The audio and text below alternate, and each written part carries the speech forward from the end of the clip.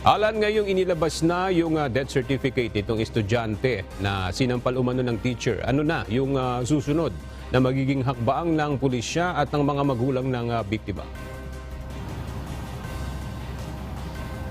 Aga kasama ng labi ng grade 5 student at maging ng PNP at pamilya nitong batang biktima ay pupunta na sila o tutungo na sa Camp Crame para isagawa ang autopsy ng mga labi nitong batang biktima.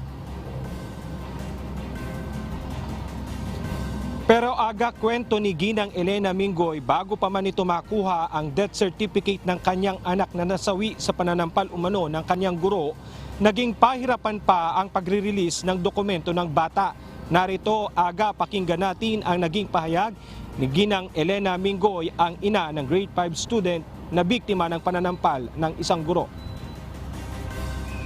Hindi ko rin po maintindihan bakit ayaw nila ibigay yung death certificate ng anak ko. Sabi nga po namin, gagamitin namin sa autopsya kasi hindi namin magalaw ang anak ko habang walang death certificate.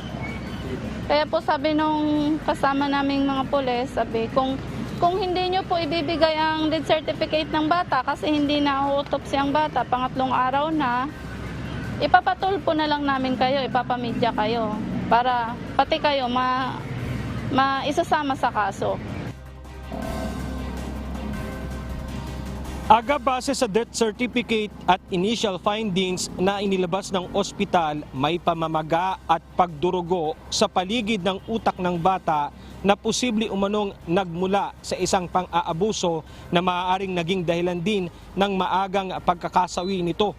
Kinakitaan din ng TB ang bata, pero ayon sa kanyang ina, isang malusog at walang sakit ang kanyang anak mula pa pagkabata.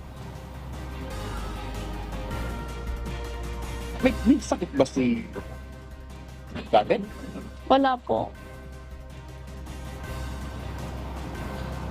Aga, naniniwala si Aling Elena na nasawi ang kanyang anak sa ginawang pananakit umano ng kanyang subject teacher. Kagabi, lumapit umano sa pamilya, gumikib ang principal ng Peña Francia Elementary School.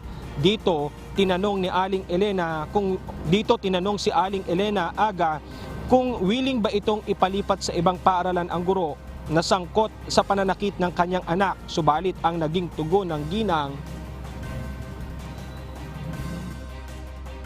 Pero ang sa akin lang po, mas gusto ko po na habang nandito po, habang kinakaso po ang anak ko, mas gugustuhin ko pong dyan pa rin po siya magturo sa eskwelahan na yan.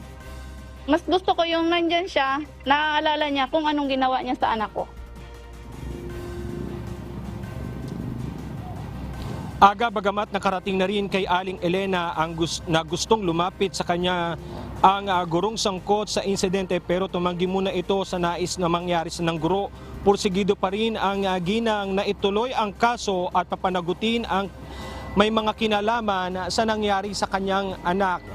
Kanina nga, aga ay pagpatak ng alas 11:30 ngayong tanghali ay umusad na at bumiyahe na ang puneraryang may lulan ng labi ng batang nasawi dahil umano sa pananampal ng guro nito dito sa Peña Francia Elementary School. Kasabay na dyan, aga, ay ang mula sa Antipolo City Police Station maging ang pamilya ng batang nasawi at ayon na rin, aga, sa PNP ay posibleng abutin ng isang araw para lumabas ang resulta nitong autopsy na gagawin sa Camp Crame. Kaya ina-expect natin, aga, na sa mga bukas ay malalaman natin ang resultang gagawin sa ginawang pag-aaral sa labi ng batang biktima.